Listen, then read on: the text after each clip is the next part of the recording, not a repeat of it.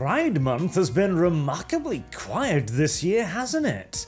Oh, sure, there's been the occasional corporate virtue signal here and there, the singular post going, hey, that thing you like, that thing you're obsessed with, we like that thing too, please purchase our products, it is a part of your identity. Trust me. But beyond that, there hasn't really been a whole lot of good old-fashioned rainbow capitalism this year at all. Back in the day, the corporations tended to paint their entire page and their logos in the colors of subservience, Bethesda being perhaps one of the most popular and famous examples of just that, as they did it in all places except those where it wasn't particularly popular to do so, of course, and yet this year, Bethesda, nothing. Xbox, nothing. Amazon, Riot Games, nothing. What's going on here? Well, it seems as if the entire Pride thing, it's fallen somewhat out of favor, not just in the Middle East, but globally, in fact. And we don't even need to just speculate, we've actually got a little bit of firm proof, or rather, we've got the absence of the opposite. So, my Amazon Insider provided me with something rather interesting from Amazon, or more correctly, the absence of something. See, previous years he's been able to send me various tickets concerning Amazon employees and organizations setting up budgets for Pride events, whether it be like a personal little mini parade or an event or an outing or something. Amazon would allocate a few $100 or $1,000 here and there, etc., and go like, okay, do something, and I don't know what, do something, right? But this year, nothing. Zilp, zitch, nilch, nada. No mention of Pride in any of the back-end logs. No mention of any sort of allocation of funds towards it. No funding or anything seems to be coming from Amazon, who has apparently completely rejected the entire thing now. Huh. Weird. Why could this be? Well, there's also another interesting little thing. So, what you see right here is one page of complaints. Complaints about sexually explicit contents that Amazon has received from their various pages and ads, etc., right? Now, this is over a dozen examples that came in on the same day. Alright, that's quite a lot, but if I can pull your attention to the total number of tickets there, 13,117, all including the letters LGBTQ. 13,117 complaints about sexually explicit material which use the words LGBTQ. Yeah, see, you know how I mentioned Bethesda wouldn't change their logos in places where it wasn't particularly popular to do so? Yeah, it's not very popular to do so anywhere anymore.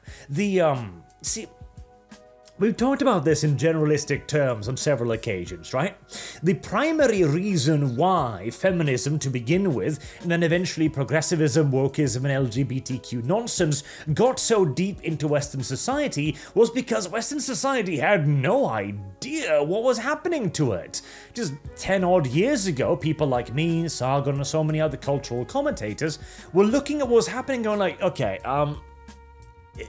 sexism isn't a problem in our hobby. I can show you the women, I can show you the females, I can show you the representation. What are you complaining about? As if that was ever the problem.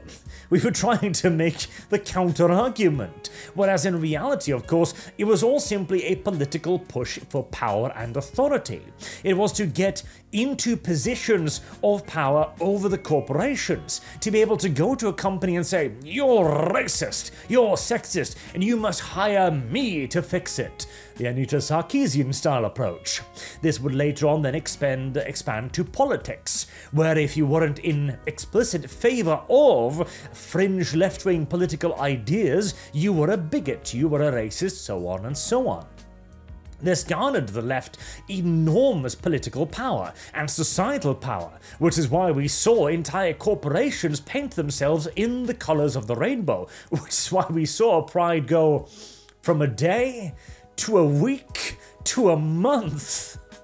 The explosive growth in popularity of the left wing's ideas was remarkable, but the problem was that it wasn't actually popularity. It was the effect of browbeating it. Western society already hated the ideas of homophobia and racism. We didn't like any of that. We liked equity.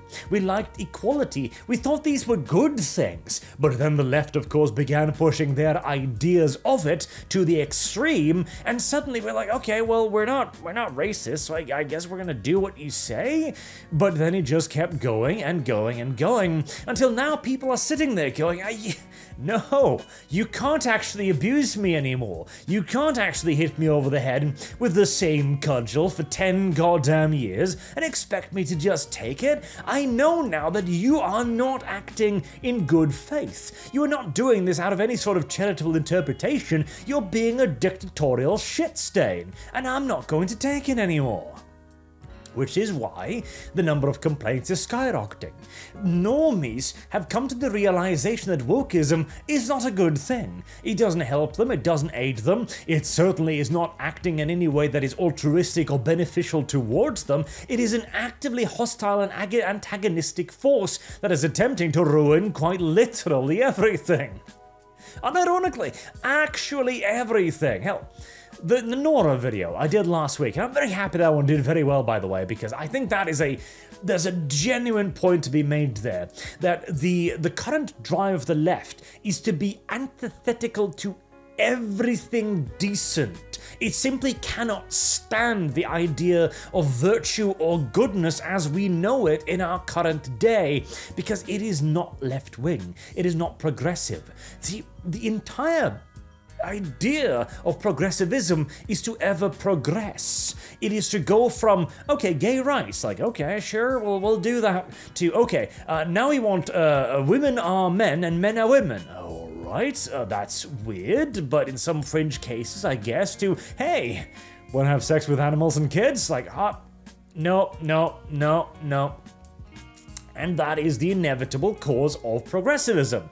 If it does not progress, if it does not ruin even more virtues, if it doesn't reverse even more of the commonly held standards of dignity and decency in our world, then it is not progressing.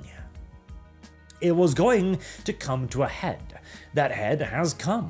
It has pushed far too far, far too greedily, and far too quickly, and it is driving normal people not only just away, but in the exact opposite direction. And the companies who have now slowly been grinding their gears, beginning to like, oh, okay, left-wing nonsense is popular, we'll appeal to that, I guess, to going years and years later, this isn't working, but our focus test group said it would. All right, reverse course, and years later, we'll see the outcome of that as well, because these are enormous companies that take a very long time to turn around. And yet we are now seeing that. Amazon receives 13,000 complaints and figures, okay, stop the pride funding, all of that nonsense. We're just gonna have to start disentangling ourselves from this now. And it's going to take a very long time. It's going to be a very slow course of events. Not to mention, first and foremost, of course, because a lot of these people are inside the companies now. A lot of the progressives hold positions of power and privilege within the companies. They have actually been actively hiring these people on purpose for several years now. They're gonna have to purge a lot of jobs before they even approach a state of relative neutrality. Never mind anti-progressivism, which is the only way you are going to make a successful product anymore in the future. But the very fact that progressivism and pride is no longer being catered to is an enormous win for everyone who's not actually legitimately insane. And we should celebrate it as such, even if we should not be giving the corporations any breaks just yet. It's just nice to see that we're winning, that's all. Until next time, I've been Arch. Thank you all very much for listening, and I do hope to see you all again soon. Have a good day.